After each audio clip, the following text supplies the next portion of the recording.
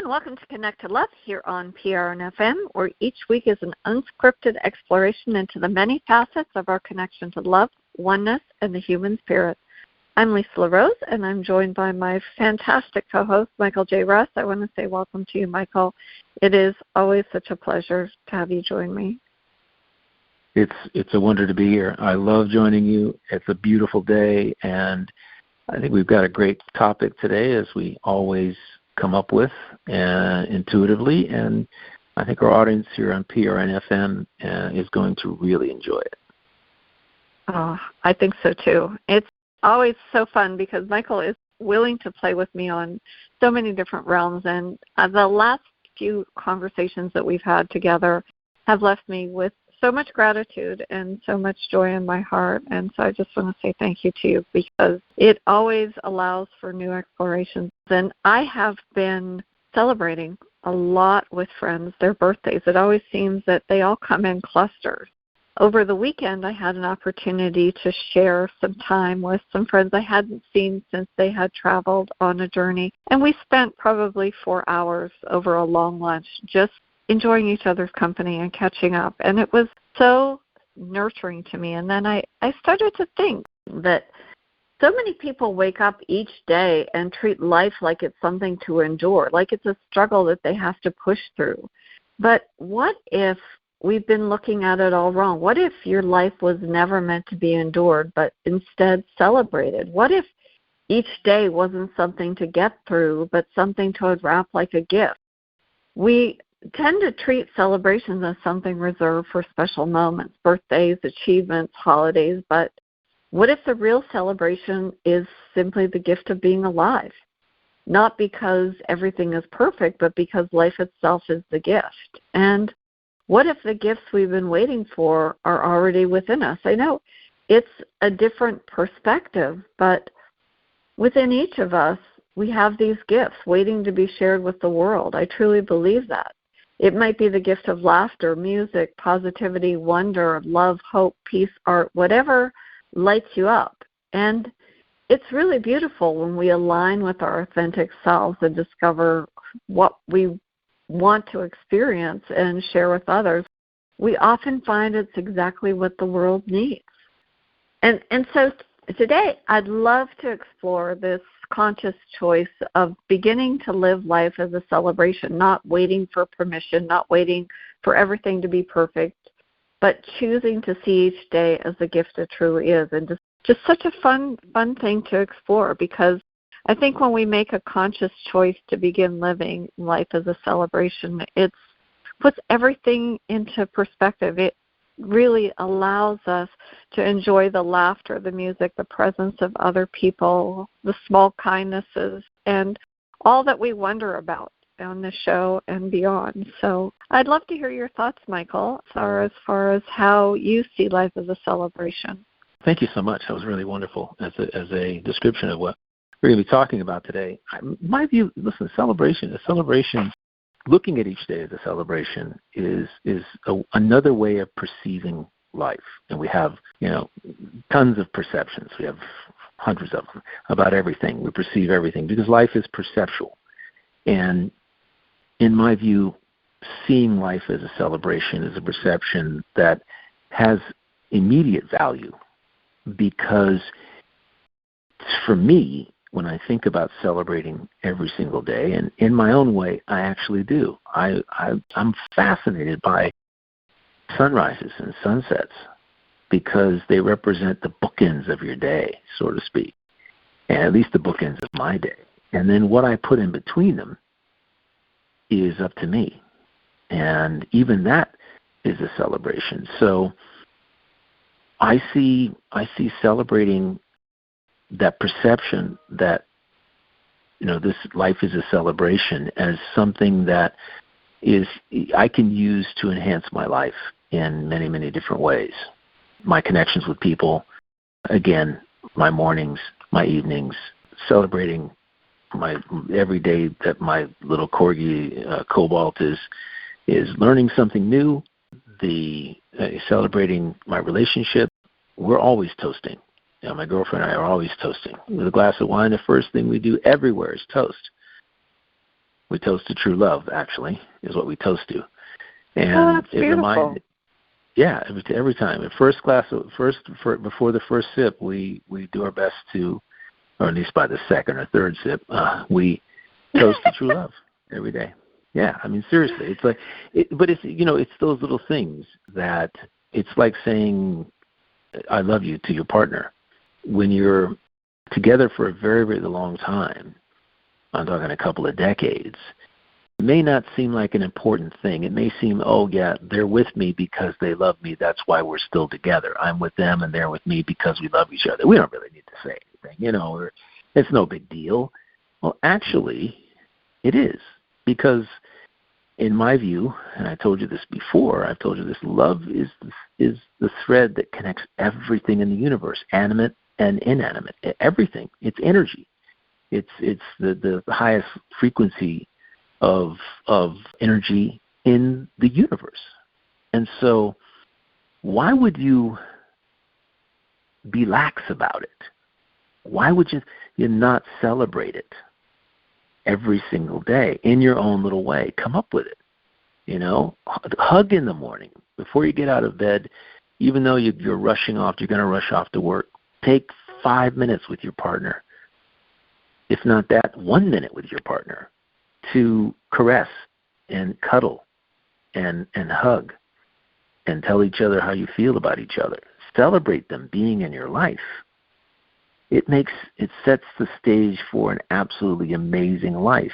If you don't have a significant other, you've got a pet, if you've got a furry creature around, give them a little rub on the neck, throw the ball, kneel down on the floor and take the little head in your hands and say, oh, I love you. I'm so happy that you're in my life. I'm celebrating, being with you every single day because you bring joy to my life. You let me know that love is unconditional. Remind me of that fact every single day. I mean, there's a ton of things you can do. And so, you can make a celebration out of anything. And in my view, hey, let's do that. Let's be grateful and celebrate. Right? Well, I think Friends, that's your beautiful, family. Michael. Yeah, Mm-hmm. yeah. That really does happen. Is. I mean, I'm like, yeah, it's not like I'm making this up.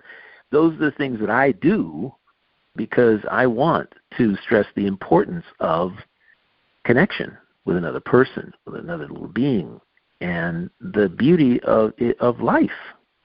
Life is an amazing journey, really beautiful. Well, I think you're living life on purpose. You are appreciating the gifts in your life, the gift of that relationship, of the specialness of it and the rareness of it and the qualities that you share with your partner. And it's really, when I say it's beautiful, it's really beautiful because oftentimes we take things for granted and it becomes, as you mentioned, it becomes second nature. We just expect that person to always be there. And oftentimes we don't let them know how special they are to us. And you can never get that time back. So when you share that love, you both benefit. Other people benefit around you too because you are creating an energy, you're raising the frequency, you're starting your day with love, you're ending your day with love. And the world feels that. I have heard you say so many times when you are walking, complete strangers will take notice. And you just had that happen the other day. I would love for you to share that story because people felt the energy that is between you and Sandy. And it's because you are living your life on purpose and you're celebrating the joys that you share together, the simple things. You even celebrate the struggles that you have. I mean, even when you're going through a challenge, I know there were some difficulties in my life due to weather. You had some difficulties due to your life, but they get behind you.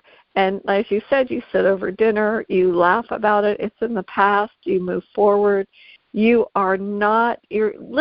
living celebration as a state of being, not an event. And I think that everyone benefits from that appreciation for the big and small things. And you're not in survival mode, you are in thriving mode. And I think that makes a big, big difference. And as I said, people feel it. So do you mind sharing that story?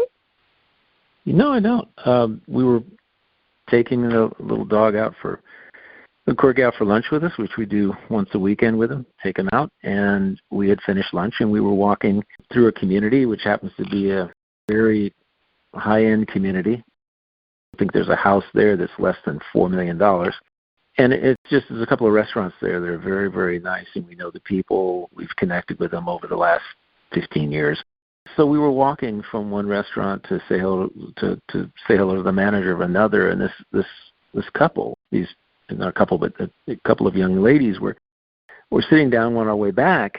We passed them, and they said, "Oh, we know you're such a great couple. You're so beautiful." And I said, "Well, thank you very much. We appreciate that. We get that on occasion." And I said, "What makes you think we're so special? I just want to know." And she said, "Well, it's the way that you take care of her. You said you make sure that she's not behind you, that she's walking even with you or in front of you. You take care of you got your little dog with you, and people do notice that a lot. I mean, I call that being gentlemanly. Let's just say that." And they said, "I wish more men would be like that.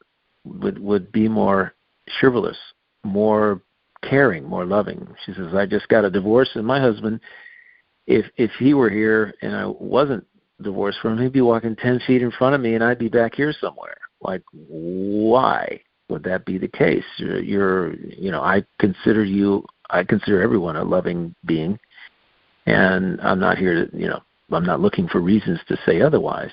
However, this is the way. It's another reminder that people can let relationships get stale." And she was saying how wonderful it was that after I told her we'd been together for 24 years, she said, "That's even more incredible." And I said, "Yeah, I don't mind, holding the door for her. It's a pleasure for me. It's a gift for me to be able to do that, to make sure she gets out of the car and make sure that her chair's pulled out and when she's sitting down, and I push it back in and make sure that she's taken care of before I sit down." To me, that's just, my mother taught me that, right? And so I take care of who I'm with. I'll do it, even if it's friends, I'll make sure they're taken care of too. Sometimes I will actually, when a woman is sitting down next to me, I might pull her chair out for her. I was a perfect stranger. And because, hey, I cherish people. I love people, all people. And I think women are spectacular, deserve a lot of credit for what women do in this world.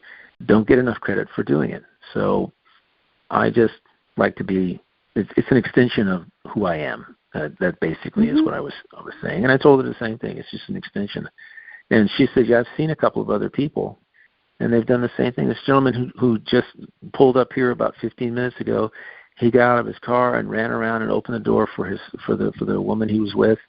And I said, "Yeah, that's the kind of stuff you do. You make sure that the dog's taken care of so that she can just relax and walk." Yeah, that's what I do. And it's fun. It's, to me, listen, it's secondhand to me. This is something I do all the time. However, I do make sure that I do for me. And I think that this is something that we have to keep in mind, that we have to take care of ourselves every day and celebrate ourselves and celebrate what we're doing, celebrate that we're living. Things may not externally be exactly the way we want them to be. There's a reason for that.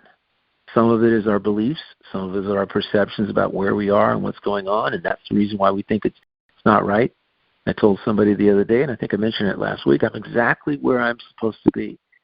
If we start saying that to ourselves whenever we become discontent or out of sorts with where we are, thinking about the future, worrying about the past, hoping the past doesn't repeat itself, blah, blah, blah, it's, hey, you're exactly where you're supposed to be.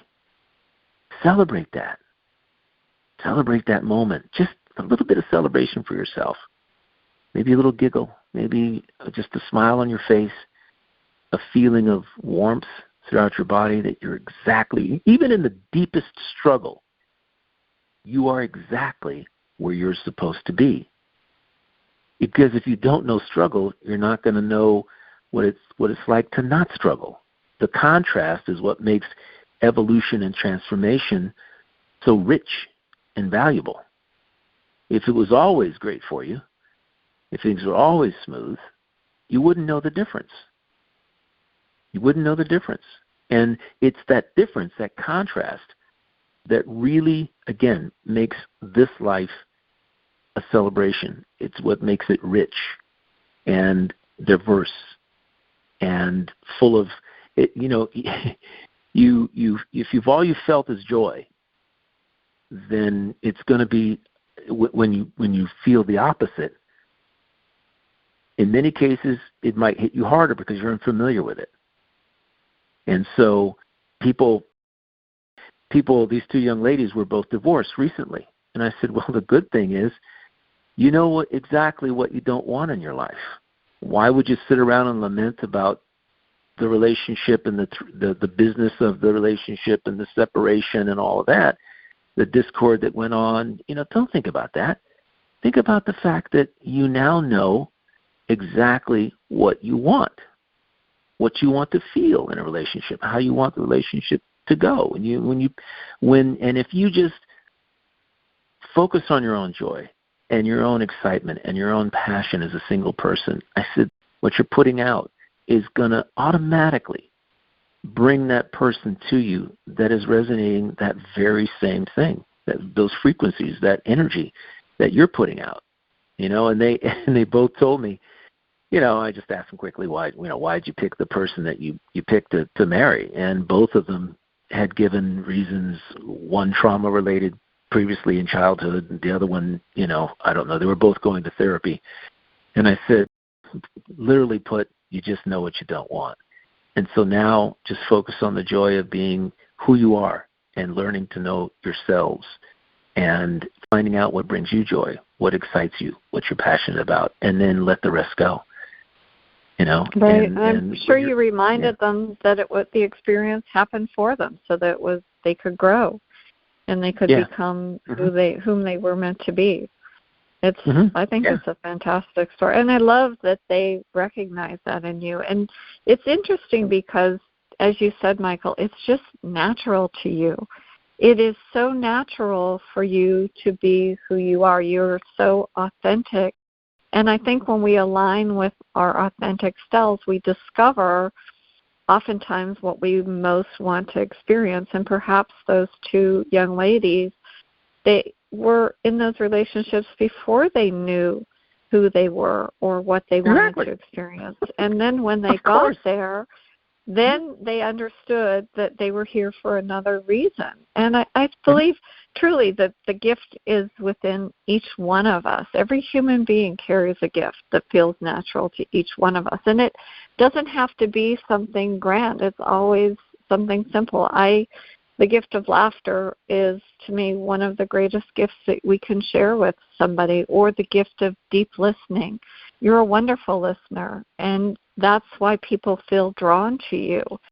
The gift of creating something beautiful. I like to create things that are artistic. And there's lots of different gifts that we can offer somebody. It doesn't have to be a gift that's big and grandiose. You can give somebody encouragement. You can offer a steady hand. You can walk someone across the street. There's all different ways we can share our gifts with others. And as we're doing so, make the time to recognize the specialness and the uniqueness in that moment, because when you see that sunset, as you do, and you take pictures, no two pictures that you ever send me of the sunsets are ever the same. You will only experience that moment one time, and that time is meant to be celebrated, in my opinion. Really, truly. It is. Yes, you're absolutely right. It's all different, and it's all unique. I saw one of the most beautiful sunsets last night as we were driving to a restaurant to eat with a friend. And I didn't take a picture of it because I was driving, and by the time I got there, it had already been pretty much done. But it was absolutely gorgeous, striations of this beautiful oranges and reds, and they kept changing color, getting brighter, and then they got dimmer as the sun went further down. And I'm sitting there thinking, gosh, this is just, it's amazing to be alive and experience something so beautiful. That's all I could think about, is that. Now, my girlfriend's another story. That's a beautiful sunset, and then off to something else, thinking about something else. And I'm like, no, I have to revel in this. Right. I want to revel in it. I want to roll around in this beautiful sunset, right? Like it's a warm blanket.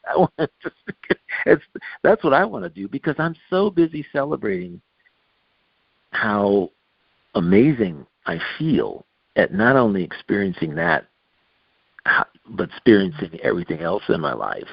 And it doesn't, it doesn't matter if I made any money that day. I know people who are in business for themselves, and they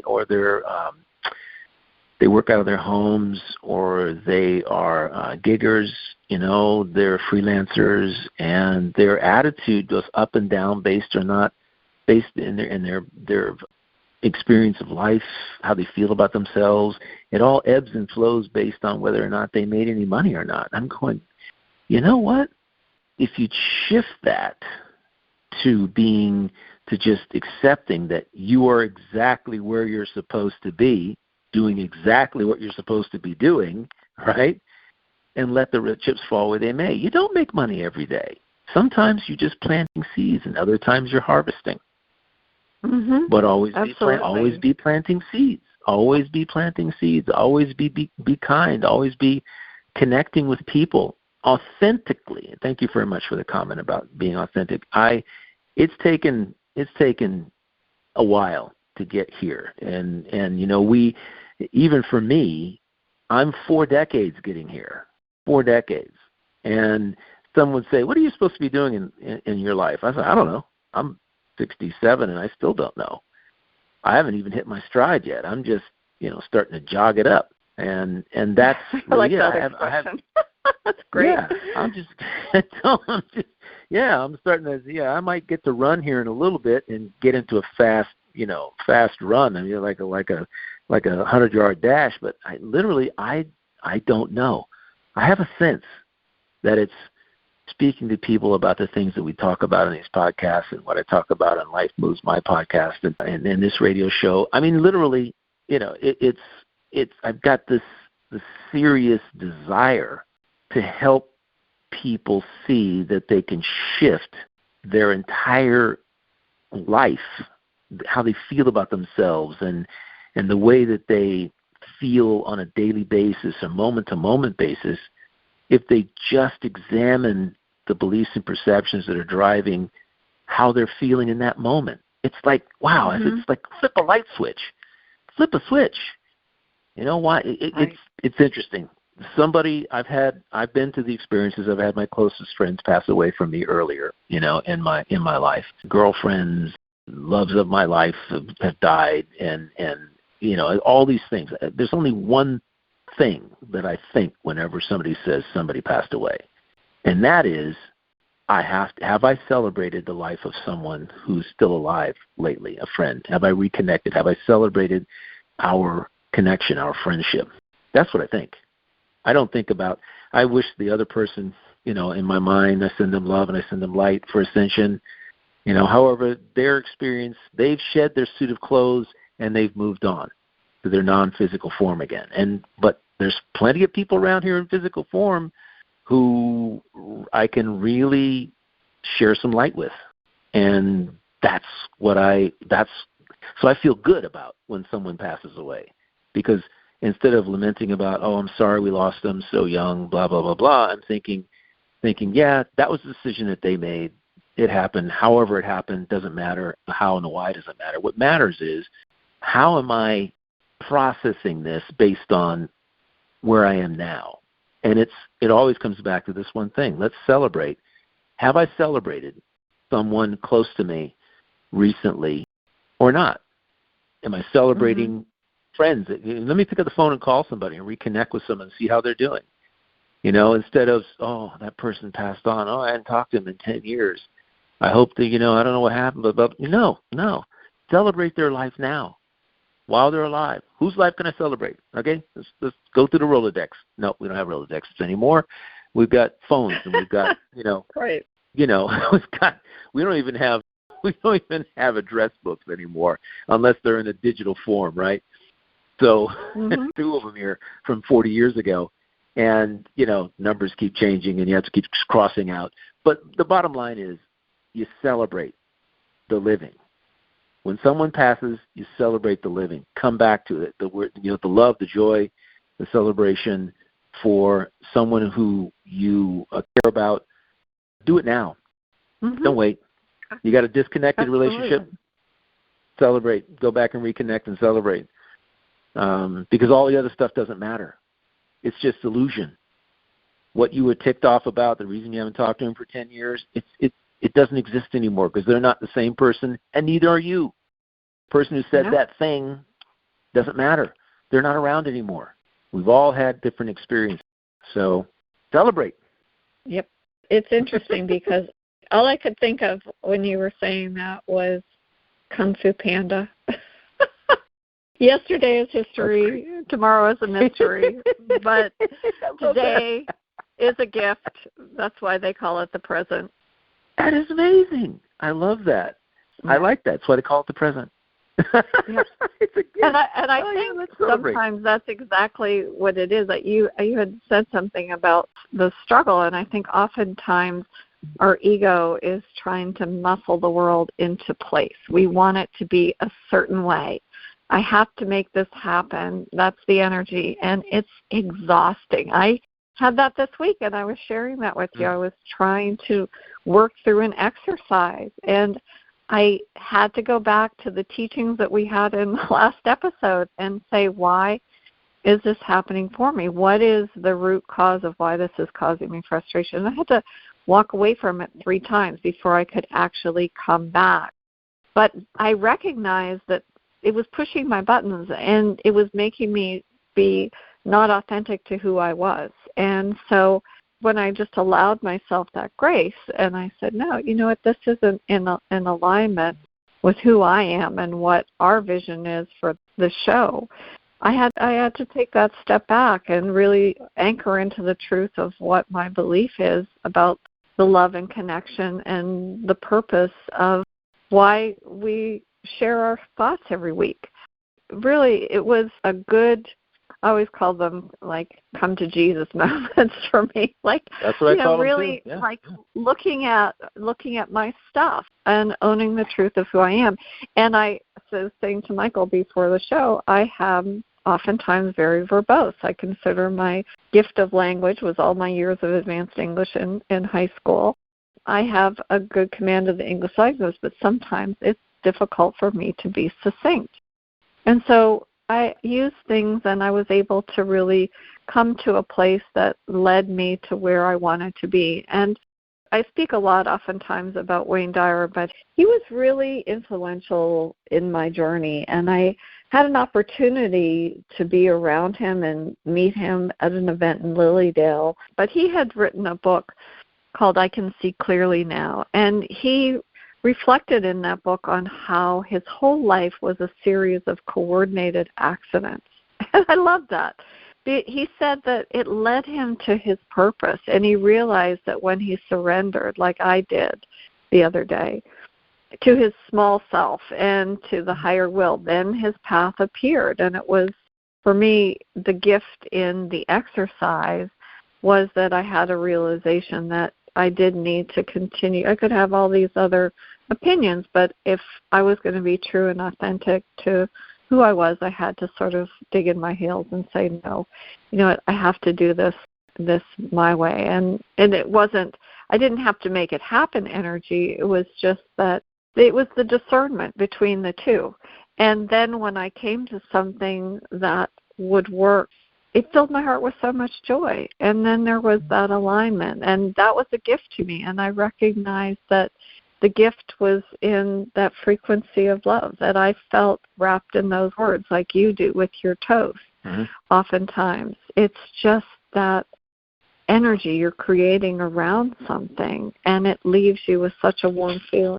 And hopefully, people will feel it. I think that oftentimes that's the way laughter is. You can be somewhere and you're around and you hear a laughter of a group, and pretty soon everybody's laughing. It's contagious, and it's a gift when that happens.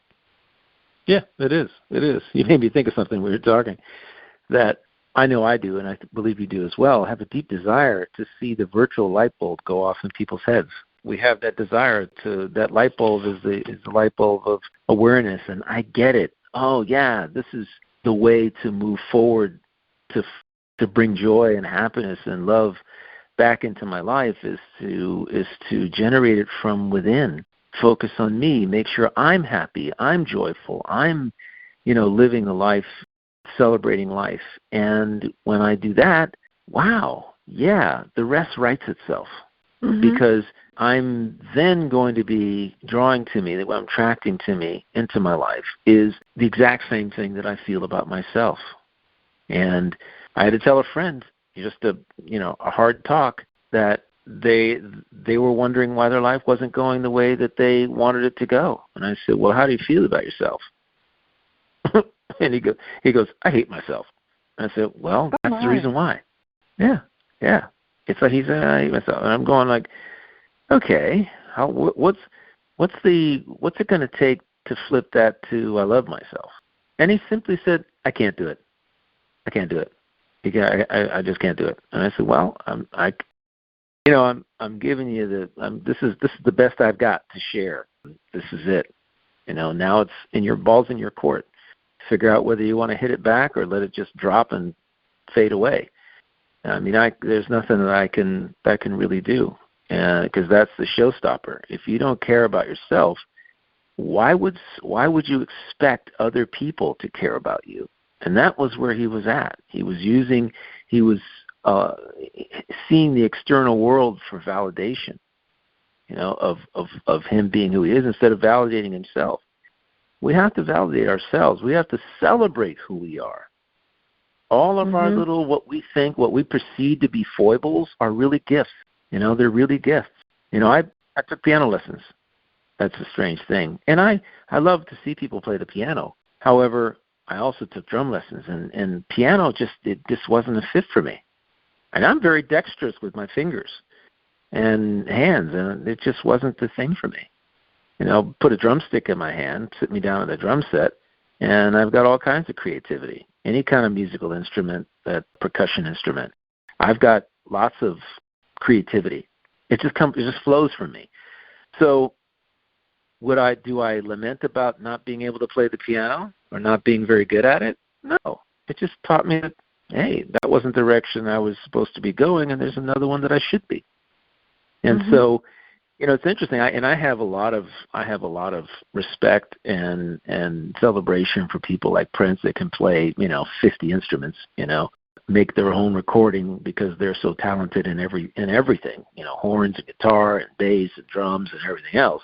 I'm like, wow, how gifted someone like that can be, and I've known other people like that as well. However, we want to see, we love seeing. I think that's the thing about this show that I love so much. It's why I love coming together with you every single week to create something out of thin air. The realizations are huge, right? I mean, they're huge for me. And it every week is a validation that I'm on the right track for me.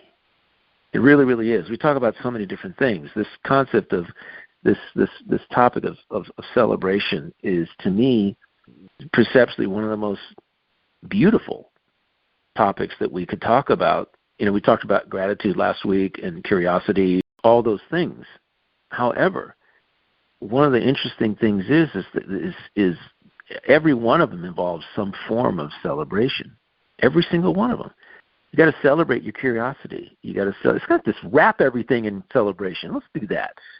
Let's wrap everything in celebration and gratitude. Yeah, let's do that. Let's because frankly put, it's amazing. It gives you a reason to get up out of bed. You're celebrating your life. Yeah. People say, you got to have hope and purpose getting out of bed and intention. No.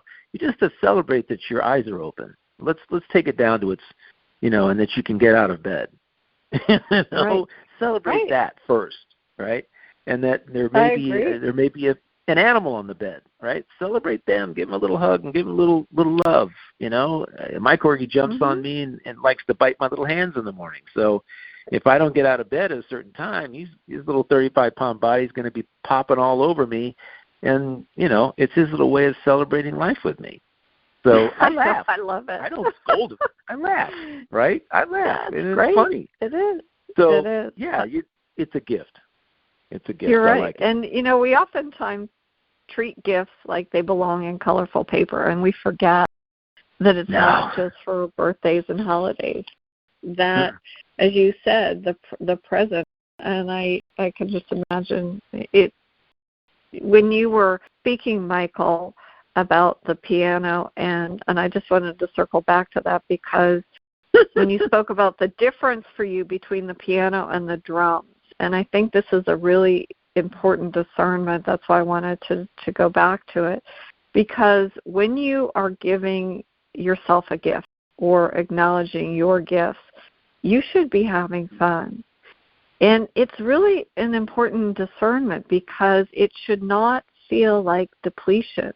When you are aligned with the truth of who you are and acknowledging your gift, you feel energized, you feel expanded, you feel like playing, like as you said, when you sat at that piano keyboard, it didn't make your heart sing. It didn't make you feel light. It didn't make you feel like performing, I'm sure, because I could feel the energy. But when you had those drumsticks in your hand, it was timeless. It was effortless. It was joy. And then you shared your joy of learning and sharing the music that you created and all the different places that you played and still play. That creates joy for you, and it creates an energetic signature that goes out well beyond. And I think that, as Bashar said, when you follow your highest excitement, that is when things happen. That's when things unfold in seemingly magical, effortless ways. And I believe that that's exactly how we tune in to our natural state of our soul's expansion. What is meant for us? And I think every one of us, even your friend that was having difficulty with liking and loving themselves, maybe if you said, what gift is meant for you to feel like you're playing? What would make your heart sing? And I know when people get into a state where they can't see their own worth, sometimes it is difficult to see our own gifts. And maybe that's why we're mirrors for each other, and we stand there and we help hold the space so people can rediscover the gifts that are within them that they can share with the world. Absolutely. Absolutely. I agree with that 110%. That is so well said, by the way, too. It's just it's like Bashar said, if it doesn't excite you, do something else that does. And keep doing the thing that excites you. That energy of excitement and the passion for doing what does excite you is the key to manifestation, literally. It's the key to attracting to you exactly what you want in life in its grandest form, the grandest vision of what you can, and even a more grandiose vision than what you could possibly come up with right now, because people really, let's face it, the vision you have for what you really want is only the vision. It's a vision based on experience that you have up to that particular point in your life, right? And you say, so I'd like to go. My vision is to go to Italy. Really. And, if you can release your attachment to that, be excited and passionate about whatever it is, hold that, and then who knows? The concept of somebody coming up to you and saying, here's a ticket for first class for flying to Italy, and we're going to put you up and everything, blah, blah, blah, blah, that's a grander vision than what you had, right? You just wanted to go to Italy. And so it's with everything we have to, I do believe in the fact that we set the intention, we forget about the outcome, and we just, because I was taught decades ago when I was growing up, you set a goal, and then you wrote down all the little steps you needed to make to get to that goal, and you followed each one of those steps. And, none of that is what anybody looks at today. I mean, today, we understand. I operate from a completely different platform today. Completely different platform. Abundance doesn't come from me setting little goals and doing this and following little steps, step by step by step by step, that exact step by step. No, it doesn't do that anymore. Now it's a feeling. It's like when I sit down at the drums and play, I feel the music. I'm feeling my way through my day. And if I'm excited about what I do, or that's where I want to be. If I do that, and then if I'm not excited, I'll take a 20-minute break and go out and play with the dog in the backyard and run around and chasing him with a soccer ball in his mouth, and I'll be happy and joyful and excited about that. And then I'll come back up here, and I bring that excitement with me, that joy with me, that feeling. And then I sit down, and a whole different thought process comes out of me. And that is telling people that the excitement and the joy and the passion that you have for doing something bleeds into the rest of your life and makes your entire life a celebration of life, right? And actually gets you where you want to be without focusing on taking the steps to get where you want to be, right? They look at me like look at me cross-eyed. What? What are you talking about? Today, that's what I do. I didn't do that 40 years ago, but I do it today because I've learned and I've practiced and I have the experiential wisdom to understand that it works. And all I'm asking is that you drop all of that uniformity and just go with it. What are you excited about when you get out of bed, right? Go do that thing. And if you have to go to a job every day, do what you're excited about on that job. And you'll feel awesome, and awesome things will happen instead of focusing on the things that you don't really, really like. Because that's what people do. They let the little bit that they don't like about it, that person, that person, he or she drives me crazy. And you allow that person to dictate your experience of being at work. Instead of switching around and saying, I love that person for who they are.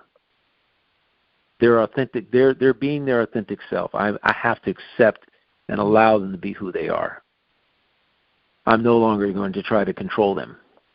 I'm going to basically focus on being excited about what I do and passionate about what I do. And I'm not going to attempt to make that person be something that they're not, something I think they should be. You get away from that control, and you get more celebration and less angst. No, so true. And, Abraham X always says you don't attract what you want, you attract what you're aligned with. And that when you do exactly what you're saying, Michael, you're aligning yourself with that joy. You're attracting more joy.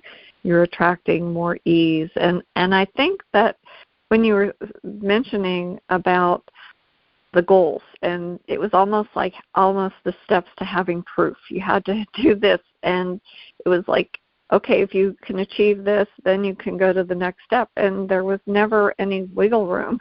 And I think when we live life as a celebration, we're not demanding that life give us that proof. We're celebrating before the proof appears. So it's like we are in that space of receiving. When we share our gifts, we receive back that joy, and we receive inspiration, and that field expands. And so I think if you look at goals as fixed points and instead choose something else, creating from the heart, it's not a struggle, but instead it's choosing to allow an opening in that field of the heart where everything flows. And I think that is meant to be celebrated. And when you're in a place of celebration, others benefit in that. We give and others receive. That sort of effortless breath, like in and out, giving and receiving. But we also have to, as you had said earlier, we have to be able to receive, have the grace to receive ourselves when somebody offers us that same gift. That's true. I love that. Beautifully said. We have to allow ourselves to receive. And there was honestly a time when I felt really weird when someone gave something to me. Gifts, whatever, away from birthdays and stuff. There's people who did kindnesses for me or whatever. And I felt really strange. And obviously I don't feel like that anymore because I understand that there's an ebb and there's a circulation. Energy has to circulate. And when you put out a lot of positive energy and positive energy comes back to you, you have to be grateful that positive energy is coming back to you in whatever form, right? Be grateful and you celebrate it. Live in gratitude for it because you're the one who created that flow of energy in your life. You have to make sure that you're ready to receive what you're putting out. So you put it out that way and it boomerangs back to you. And you have to be willing to happily and joyfully, thankfully, and with great gratitude, receive whatever it is. Mm-hmm. Yeah. Do you think it's because we're taught that we need permission to celebrate, or that we're looking for worthiness, being worthy of receiving gifts? Do you think that it's tied to that? And it's okay if you don't have the worthy part. No, the worthy part. I can honestly say I might not have felt worthy about receiving what was coming back to me, 30, 40 years ago. And it still feels strange today. I might have told this story a couple of years ago, but my girlfriend and I were in Biloxi at a casino, and we were eating breakfast one morning. And we asked for the bill, and the waitress came, and she put the bill down, and she said, "It's been taken care of." And I said, "Really? It's been taken care of?" And she gave me the bill, and the person had written, I'm going to paraphrase, that it was something very, very simple, that, you do so many wonderful things for people, I just want to do something for you. And I was like, it hit me it was like I ran into a wall. I mean, I was like, oh my God, what? And I just started to well up, and I gave the bill to my girlfriend, and I said, "Who is this? Whose heart did I touch to this particular point?" Because I do that for a lot of people, and I had said that at the time that, I don't really. I'll just call the waitress over and say, "Give me their check," and just, you can tell them somebody paid the bill, but just don't tell them I did it. Just tell them ask them to pay it forward at some particular point in their life to somebody else. And when somebody did it to me, I was like dumbstruck. I was like, I was tearing up, and I was welling up, and I was felt such gratitude at that particular point for somebody recognizing what I had always done. I still don't know who it was, And I was in a place that was 3.5 hours from home. The only thing I could think of is that it might have been one of the managers that we know there, because I didn't know anybody else. There was nobody we'd come across that knew me at all. And to this day, I can only think really it was just an angel that was thanking me for doing something wonderful. And that happens sometimes in our lives. We get people we get angels that show up and at just the right time, and then they do something or say something, and it's just what you need right at that moment, and then they're gone. And instead of, who did this? Who did this? I got to find them. I got to do it. Instead of getting caught up in that 3D drama, I just said, I'm so grateful. And I felt I was on top of the world for the entire weekend after that. I mean, and even still to this day when I think about it, it was such a joyous moment. I was so grateful, and I well up just thinking about it, just thinking about that somebody did that something, the boomerang came back to me, and I was thankful. I was very grateful, very joyous. It's a beautiful feeling to be able to experience that. What's interesting, Michael, is probably the person that did that for you had no idea that that simple act would have impacted you so profoundly for so many years. And I think that's really beautiful, because we never know when those small acts of kindness can really ripple out. And as you said, you reflect on it and you carry that in your heart. And that feeling, that person made you feel seen. And you have been a gift in so many lives. And a feeling of being the gift that's worth celebrating is very humbling, I think, oftentimes. And we don't always, we've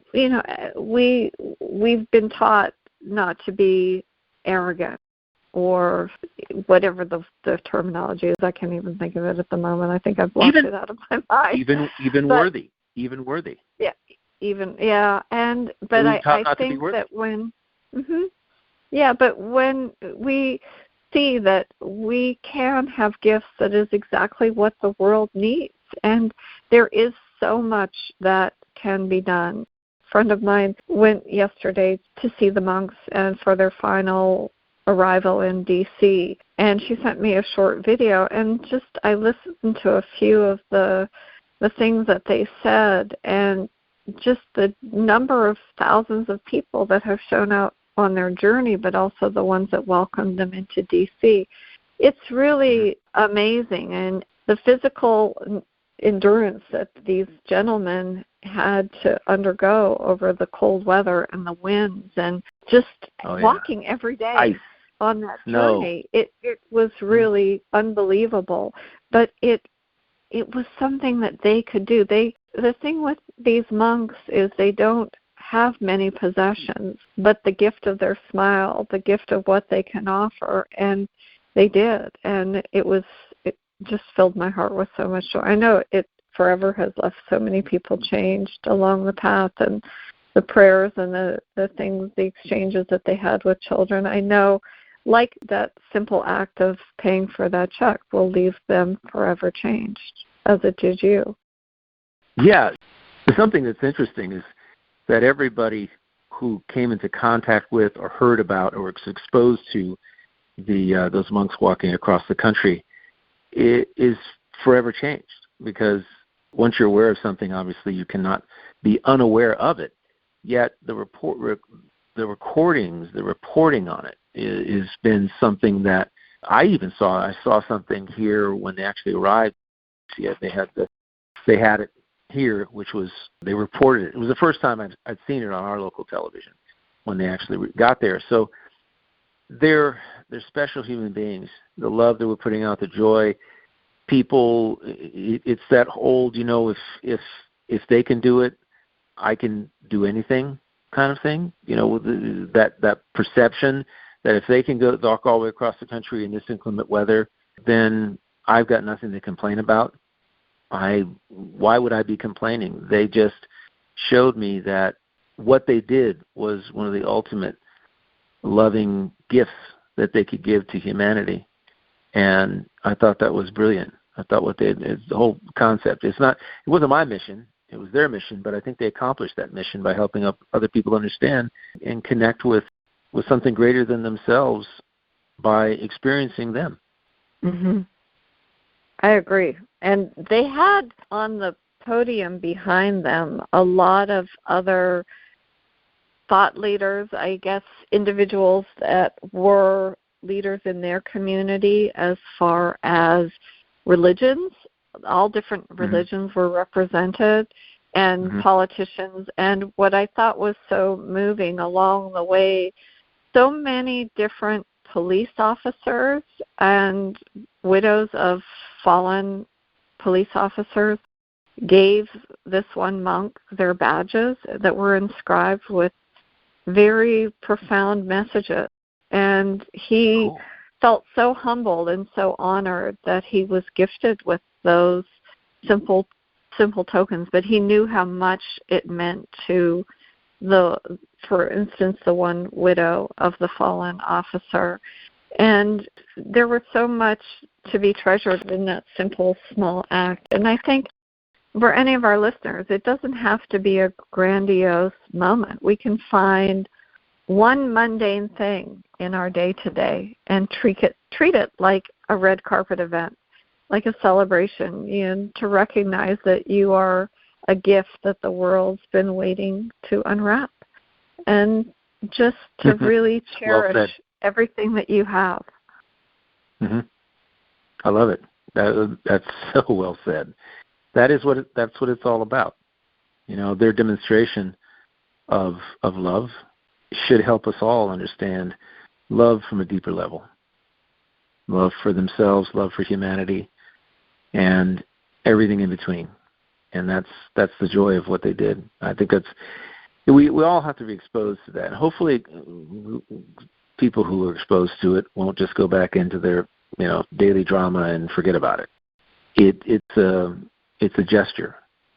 Every time somebody does something in the name of love and kindness and peace and joy, it needs to be paid attention to on a grandiose scale. Not the stuff that people do that creates discord and unhappiness and drama and all the negative waves of emotions that go along with it. When you're looking at your own life and you're shoveling your own snow, and these guys are walking across, these monks are walking through your city, and you've just got to simply say to yourself, okay, what I'm doing is really not so bad, number one, and that I don't have to be upset about what I'm doing. I'm just doing something. I can do it out of love. Yeah, I can shovel this snow out of love. I can go next door to my neighbor and shovel their driveway because I care about them as well. I love them. And maybe there's a woman who's across the street that doesn't have the ability to shovel a man or a woman their own driveway, and you just simply go do that out of love. It can spread like wildfire if you really view it in the right through the right lens. It's so true. And I think that when you do that, there's the gift of that inner peace that you have in knowing that you made a difference in somebody's life.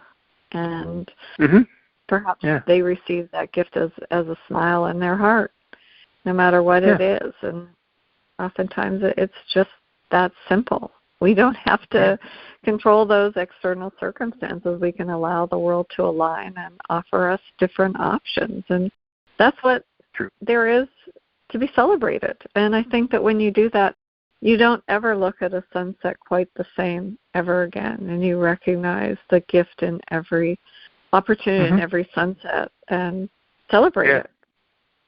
Yeah. Don't become so wrapped up in your own life drama that you forget that there are many things to celebrate. And I'm of the mind that you can even celebrate the drama because it should help shift your thought process, your thinking. That drama is there for a reason. And finding out what that reason, looking at what that reason is versus, just being involved in it, engrossed in it. The how, the why, the tit for tat, and simply say, maybe the reason for this is to recognize that, love is the answer. Love is the way. What would happen if I shifted from this angst and anger and fear or doubt or whatever is causing how I'm feeling right now to just love? Let's do that. If I just shut up and think about love and think about celebrating this moment for what it is, how would that shift the whole situation, the whole energy of the situation? Celebration can do that, in my view. It is. So I'll be in spirit with you and Sandy toasting tonight. Oh, yeah. We're going to go do that. We're going to have a pizza. Too. Exactly. I got the bottle of wine picked out right now. I appreciate everyone who listens on PRN-FM. I really do. I know you do, too. This is part of listen, if you really love what it is that you're hearing and it's touched you in some way, please share it. Please share the existence of this radio show. Share the existence of the podcast, Connect to Love, if that's how you're connecting with us, because you never know what somebody else is thinking. You never know who needs what we have to offer. To talk about celebration, it could shift somebody's life, and you won't even know it. So share it.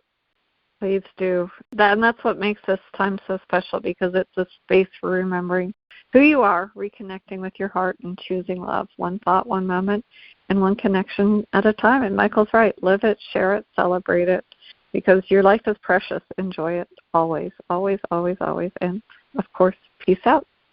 Thank you. Peace out. Bye-bye.